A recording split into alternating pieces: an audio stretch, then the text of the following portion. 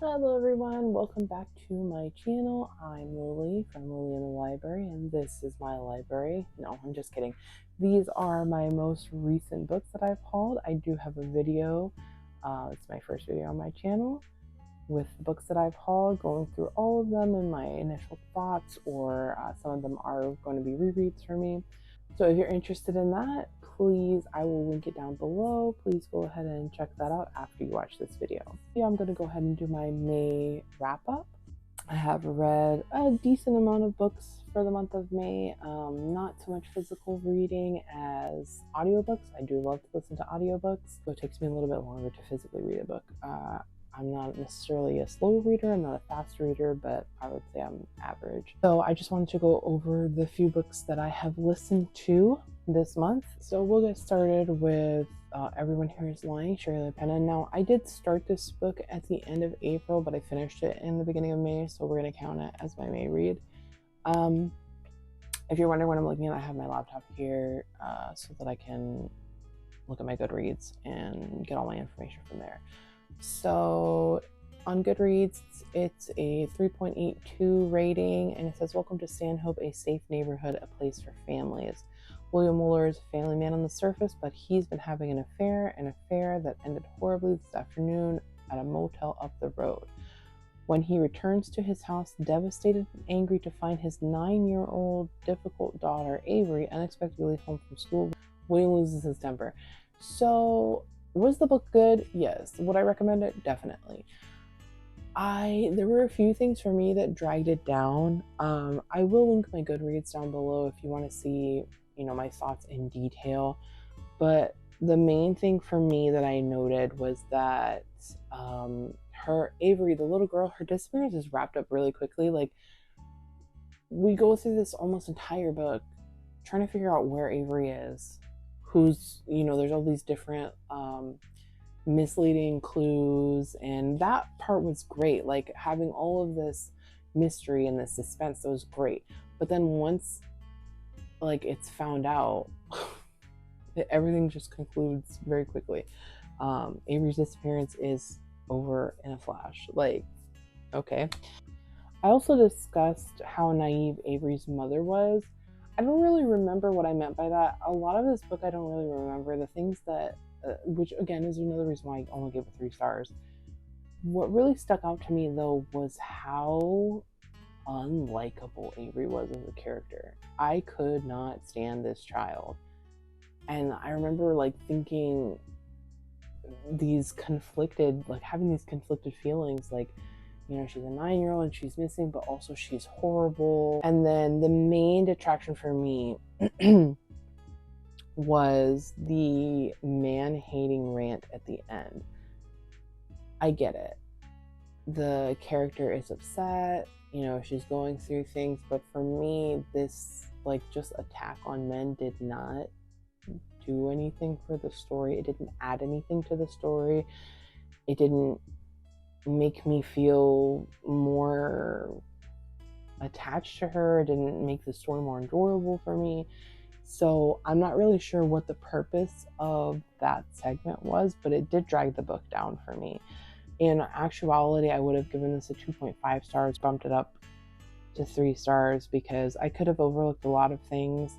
I could have gotten past, Avery was really unlikable though, if I'm really honest. Really unlikable. But I maybe could have gotten, I don't know. Actually, no. She was really unlikable. So anyway, yeah. I would still recommend it. Like I said, it was a really good read until I got towards the end of the book. It was really great. It held my attention. I kept wanting to pick it up again. I kept wanting to, I did listen to it on audio, like I said. But I kept wanting to come back to it. It was a great read. It was thrilling. It was mysterious. I had no idea of the twist in the end, so that was really great. I will say it was a good introduction to her work, and I do want to continue reading from her and seeing, hopefully this, man-hating thing is kind of a one-off, or it's just really the character and not the author. So the next book I read is The Duke and I by Julia Quinn, and initially I had no idea, like a couple years ago I found this out, but initially I had no idea that the Bridgerton series was based off of a book series. So when I found that out, it was shortly after the first season had come out and I had watched it. So of course I was very eager to pick up the books, but I just never got around to it. And because of that, I have not continued watching the season. I think we're at season 3 now on Netflix.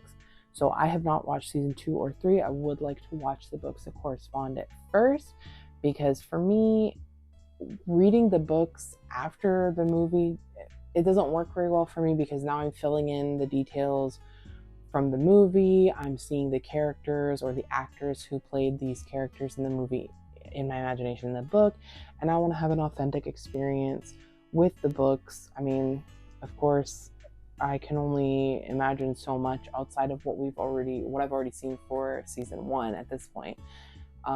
So The Duke and I was a little bit of a difficult read in that aspect, because I clearly knew who some of the characters were and could see their faces from the TV show. But all in all, I believe I gave this 4 stars. Yeah, this was a 4-star read for me.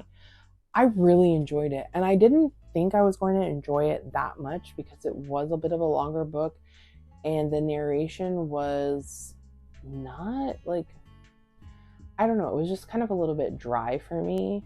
But yeah, in case you don't know what The Duke and I is about, it's a romance set in Regency area. I love period pieces, books, TV shows, movies, all of those kinds of things. I really do enjoy them. And it says, in the ballrooms and drawing rooms of Regency London, rules abound. From their earliest, sorry, I'm trying to read this. From their earliest days, children of aristocrats learn how to address an earl and curtsy before a prince, while other dictates of the tongue are unspoken yet universally understood. So basically, it's just kind of like it follows the Bridgertons. And in this high society, there's Lady Whistledown, who's kind of like the snitch of the time, telling us all the gossip and everything. It's been compared, I believe, to Gossip Girl as well. I've never seen or read the books, so I can't tell you. But it was really good. It has a 3.81 rating on Goodreads. And for me, it was a slower paced book.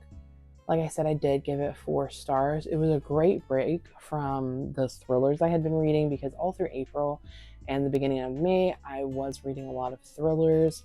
Love thrillers. But this was a great break. I did enjoy a lot the romance between Daphne and Simon. I really enjoyed that a lot more, I felt, than watching the TV show. I feel like there was just more to it. And we just got, I don't know, we got so much more information, so much more closeness to their characters. I also really enjoyed, there's actually 2 epilogues, because the audiobook that I was listening to also has the epilogue that I believe is put into the Happily Ever After book. So there was the original epilogue for the book, and then there was a second epilogue. So that was really nice. It was nice to see where the characters have gone from there. But yeah, I would highly recommend these books. I'm going to be starting the second one probably in June. So I have really high hopes for this series, and I'm really excited to read them. The next book I read is The Family Remains by Lisa Jewell. After I read None of This Is True, I was very intrigued to read more by Lisa Jewell. So at the end of None of This Is True, a little excerpt from The Family Remains was played, and I was immediately intrigued, and I put it on hold at my library. So it does have a 3.89 rating on Goodreads. Early one morning on the shore of the Thames, DCI Samuel Owusu is called to the scene of a gruesome discovery. When Owusu sends the evidence for examination, he learns the bones are connected to a cold case that left 3 people dead on the kitchen floor in a Chelsea mansion 30 years ago. I believe I gave this 4 stars. Yeah, I gave this 4 stars. My biggest thing that really kept me going, this book was great. Loved it. I'm convinced that I'm going to love everything Lisa Jewell writes at this point.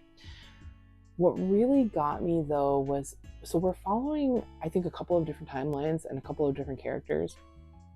There's one character called Rachel, and then there's the rest of this family. There's a brother and sister, the sister's kids, and it just seems like they're just not, like, the whole time, I think until like 60% of the book.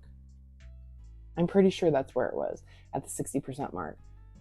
I'm questioning who is Rachel? Like, what does she have to do with it? How are these characters related? And when you find out, it was great. It was great. The writing was great. I loved it. I loved the different perspectives. I really enjoyed this book. I really enjoyed the way the characters were. I enjoyed the way they interacted with each other. I enjoyed the suspense. I enjoyed the mystery. Whose bones are on the shore? Where did this lady go? Who is Rachel and why are we following her? You know, it was so much, and I really, really enjoyed it. So I would highly recommend that book if you have not read it yet. The next book up that I read is What You Are Looking For Is in the Library by Michiko Aoyama.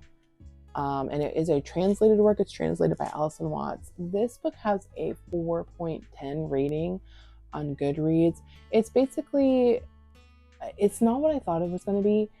It's like 5 different stories, and the stories are really interesting. I just think I gave it a 3-star because I think this just isn't for me at this time.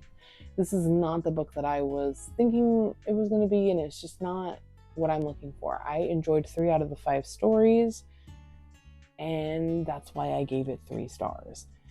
There's nothing wrong with the writing. I can't really pinpoint anything that made me dislike this story, or dislike this book, I should say. It just wasn't what I was expecting, and it wasn't what I wanted in the moment. There are a few controversial points about, bringing up weight, and some people calling, the main characters of the stories fatphobic. I get into that on my Instagram posts a little bit, but mainly in my Goodreads review. So if you really want to read about that, by all means. But I have some very strong feelings about it. I am Asian descent. I am Japanese. So I have strong feelings about those accusations. The next book I read, which I was super excited when I got the notification that my hold was ready, was Listen for the Lie by Amy Tintera. This is another one that I was really happy to have listened to rather than physically read, because it is another podcast style book. I mean, it's not a podcast style book. It's just, it has podcast elements in the book. And I feel like listening to it on the audio version really did that portion of the book justice. I enjoyed this a lot. It does have a 4.16 rating on Goodreads, and I gave it a 5-star. So it says, after Lucy is found wandering the streets covered in her best friend Savi's blood, everyone thinks she is a murderer. Lucy and Savi were the golden girls of their small Texas town, pretty smart and enviable. Lucy married a dream guy with a big ring and an even bigger new home. Savi was a social butterfly loved by all, and if you believe the rumors, especially popular with the men in town. So basically it comes back to Lucy ends up coming back for her grandmother's birthday, and she ends up getting roped into this true crime podcast because the podcaster is there in the town. He's researching the event, and we go through all of this. Everybody basically thinks that Lucy did it. They never had any evidence. They couldn't put her away, so she is free to go. But ever since, the town has hated her. So I felt like it was very interesting. I really enjoyed Lucy's humor. I enjoyed her sarcasm, the deadpan, the biting wit. It was a really quick read for me. I think I read it in a day or two. I started reading it on the 13th and I finished reading it on the 15th. So it was that good. My blurb about it, my review, was very short. Not much to say about it. It was a 5-star read. It was amazing. I highly recommend. And then we get into the last two books, which is Reckless Girls by Rachel Hawkins. It has a 3.57 rating on Goodreads, and I think I gave it 3 stars. Yeah, I gave it 3 stars. Wasn't the biggest fan. It says, when Lux McAllister and her boyfriend Nico are hired to sail 2 women to a remote island in the South Pacific, it seems like the opportunity of a lifetime. Stuck in a dead-end job in Hawaii and longing to travel the world after a family tragedy, Lux is eager to climb on board the Susanna and set out on an adventure. So, I've heard mixed reviews about this book. And I wasn't really sure. I was just hoping for a good thriller. I read it overnight. It was a solid 3 stars. The premise was good, but it could have gone so much further than it did. For what it was fine. I can't think of really any plot holes. But when it comes to thrillers, I'm pretty easily pleased. As long as the story doesn't drag out unnecessarily in certain parts, and it's decently entertaining, I'll probably enjoy it. So that's kind of how I felt about this. I also enjoyed the concept of the after. I believe it's one of the girls that hires Lux and Nico to sail to the island has a tattoo that says the after. I think it's Brittany. I don't remember which one. Not the best with remembering characters, and I read this story or listened to the story so quickly, I didn't really spend a lot of time with them. So I believe it is Brittany that has a tattoo of the after, which is basically like everything, before, because they had this tragedy and all these things going on before, and so now they're living in the after. I thought it was a really great concept. It was really cute. The ending, I enjoyed the ending of the book. I enjoyed the mystery and the thrilling parts. Was it scary? No, but it was a solid 3-star book. It wasn't bad. And then the most recent book that I have finished is the Cartographers by Penn Shepherd. It has a 3.64 rating on Goodreads, and I gave it 2 stars. I think this is a book that's kind of been on my TBR for a little while. It's one that I feel like was hyped up a lot, and I have no idea why. It says Nell Young's whole life and greatest passion is cartography. Her father, Dr. Daniel Young, is a legend in the field and Nell's personal hero, but she hasn't seen or spoken to him since he cruelly fired her and destroyed her reputation after an argument over an old, cheap gas station highway map. I'm intrigued. It's supposed to be a thriller. There's supposed to be like magical elements in it. So I was okay. Thriller? No, it's not. Maybe a mystery, but there was nothing thrilling about this book. I'm sorry. Hate me if you want. But I didn't care for this book. For the hype that it received, I just thought it was going to be so much better than it was. There was I feel like you could have gone so far with this book, and it just didn't happen. I was really disappointed. The first line in my review is, I'm disappointed. It took a really long time for the story to really get going. The death is immediate, but we also read about that in the synopsis. I feel like the synopsis, the first part of the book just expands on the synopsis for hours. And there's a few interesting pieces here and there, but half the time I didn't know, because it's narrated by multiple different people in the audiobook. Half the time I didn't know who was talking, who this person was. It was a very hard story to follow, in my opinion, because I wasn't interested. There's a lot of repetitive things that reminds me, there's another book that I've read. Where is that book? Why isn't that book here? Oh, because I started reading it a long time ago. I did not care for this book. I feel like it was very hyped up. And there was a lot of repetitive aspects of this book that I felt could have been taken. I think the book was 15 hours long. It was either 12 or 15 hours. I think it was 15 hours. It could have been 8. this book was so long and it was unnecessary. There wasn't a ton of world building. There wasn't, there was backstory, but some of the backstory was very unimportant. And we don't really get like the good details, the good backstory, and talks about Nell's mom and dad and the Cartographers, which was this group of friends, including her parents. I feel like we don't even get to that until halfway through the book. And it was 2 stars for me. But it was not the most terrible book that I read this month. And I just realized that I almost missed this book. So The Cartographers was not the last book it was the most recent book that I read, but it was not the worst. Okay, Just Like Home by Sarah Gailey. Let's talk about this book. It has a 3.36 rating on Goodreads. Now, somehow I gave this book a 3-star. Okay, we'll get to that. The description of the book. Come home, Vera's mother called, and Vera obeyed.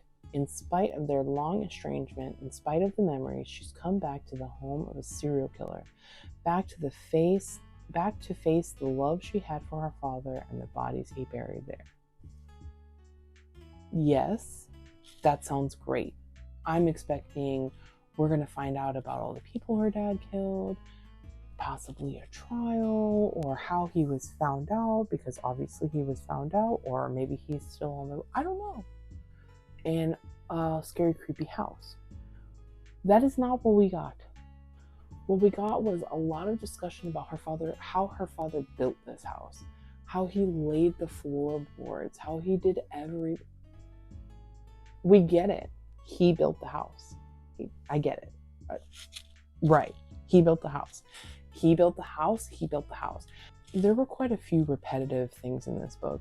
I think I gave this book 3 stars because the parts that were creepy were supposed to be creepy, like the descriptions of certain things. For example, the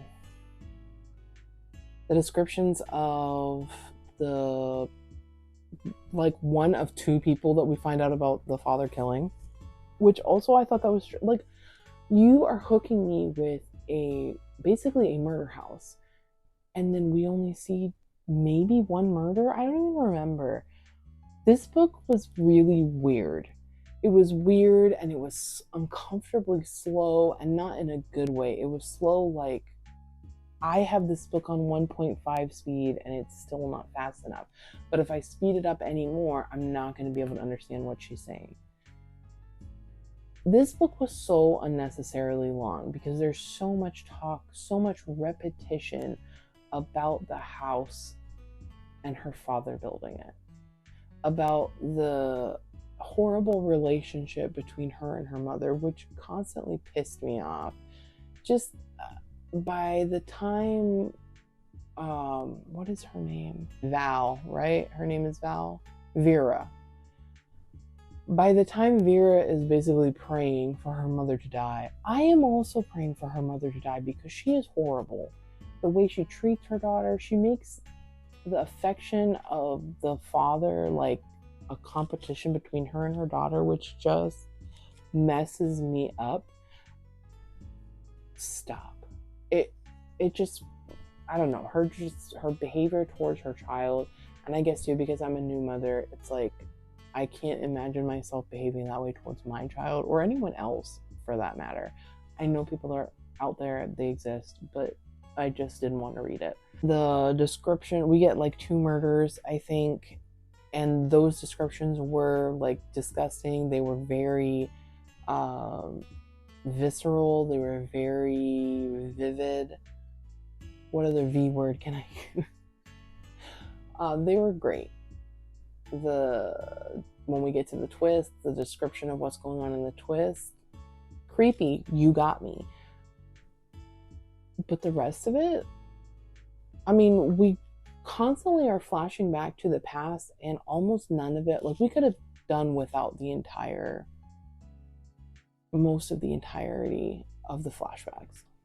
I would say the flashbacks with her dad, yeah, keep those in, because I'm pretty sure that's why we all came here. I think we could have benefited from 1 or 2 with the mom. We also have flashbacks of like her before she comes home as an adult, talking about how she's so notorious. Her last name is so notorious that she can't keep a job for a certain amount of time, but yet we don't really discuss much of the murder or what's gone on. What? You're so notorious, but that's the extent of the notoriety. We get like a few minutes with one person and then a few more minutes with the other murder victim, and that's it. I don't know. What was this book? That's all I can say. So yeah, it did make my skin crawl at parts, but I don't know. I can't say I would recommend this book because is the ending of this book. The ending of this book is terrible. First of all, it doesn't. It's not really satisfying in any way, and I'm not the kind of person that everything has to be like wrapped up in a pretty bow. But it just seems so anticlimactic for where we're heading and for how much time I put into listening to this book. And I would be even more annoyed if I had to physically read it, because I can only imagine how slow this book is actually reading it with your eyeballs. So I don't know if I would recommend this to anyone, to even my worst enemy. But yeah, so I think that's gonna do it for me today, guys. I would love to know if you have read any of these books and what your thoughts were. Please leave them down below. I will, like I said, link my previous video and my Instagram down below as well. Oh, and my Goodreads as well. So I hope you guys enjoyed this video. I hope you will come back to see what my next video is and subscribe and stick around. All right, I'll see you guys next time.